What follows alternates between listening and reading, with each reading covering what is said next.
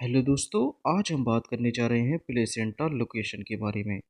यहाँ पर हम जानेंगे एंटीरियर प्लेसेंटा, पोस्टीरियर प्लेसेंटा, फंडो एंटीरियर प्लेसेंटा और फंडो पोस्टीरियर प्लेसेंटा क्या होता है।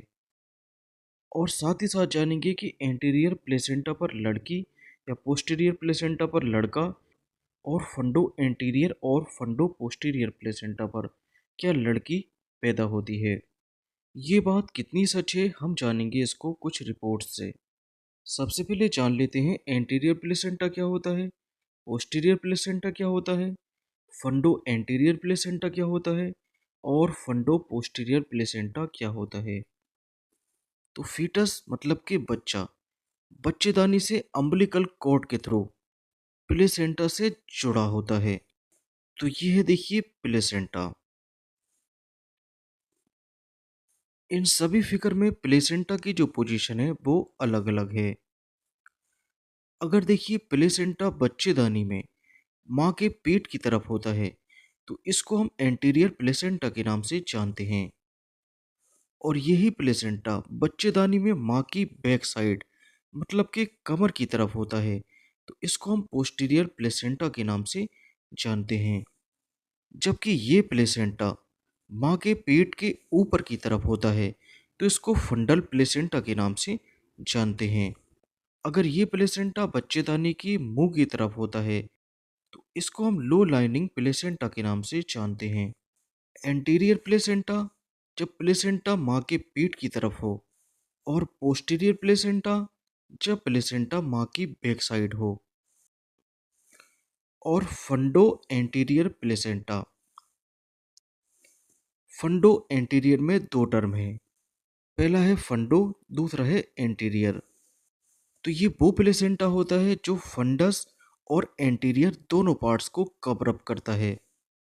तो ये प्लेसेंटा फंडल भी है और एंटीरियर भी है तो इसी कारण से इसको फंडो एंटीरियर प्लेसेंटा के नाम से जाना जाता है। दूसरा आता है फंडो पोस्टीरियर, ऐसा प्लेसेंटा जो फंडस रीजन में भी हो और पोस्टीरियर रीजन में भी हो।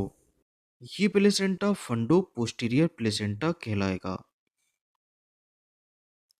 क्योंकि ये देखिए फंडस रीजन में भी है और पोस्टीरियर रीजन को भी ऑक्यूपाई कर रहा है तो इसको हम फंडो पोस्टीरियर प्लेसेंटा के नाम से जानेंगे। यहाँ पर कुछ रिपोर्ट्स दी गई हैं। इन रिपोर्ट्स के बाद जो डिलीवरी में पैदा हुआ है यहाँ पर देखिए वो मेंशन है। देखिए इस रिपोर्ट में पोस्टीरियर प्लेसेंटा है तो पोस्टीरियर प्लेसेंटा के अकॉर्डिंग लड़का पैदा होना चाहिए था लेकिन यहाँ पर देखिए लड़की पैदा हुई है। ये सेकंड रिपोर्ट है, यहाँ पर पोस्टीरियर प्लेसेंटा है तो पोस्टीरियर प्लेसेंटा के अकॉर्डिंग लड़का पैदा होना चाहिए था और यहाँ पर देखिए लड़का पैदा हुआ है। नेक्स्ट रिपोर्ट पोस्टीरियर प्लेसेंटा की है, इसके अकॉर्डिंग लड़का पैदा होना चाहिए था लेकिन यहाँ पर लड़की पैदा हुई है। नेक्स्ट रिपोर्ट में फिर से पोस्टीरियर प्लेसेंटा है, यहाँ पर देखिए लड़का पैदा होना चाहिए था और हुआ भी लड़का ही है। इसके बाद एंटीरियर प्लेसेंटा है, एंटीरियर प्लेसेंटा के केस में लड़की पैदा होनी चाहिए थी लेकिन यहाँ पर देखिए लड़का पैदा हुआ है।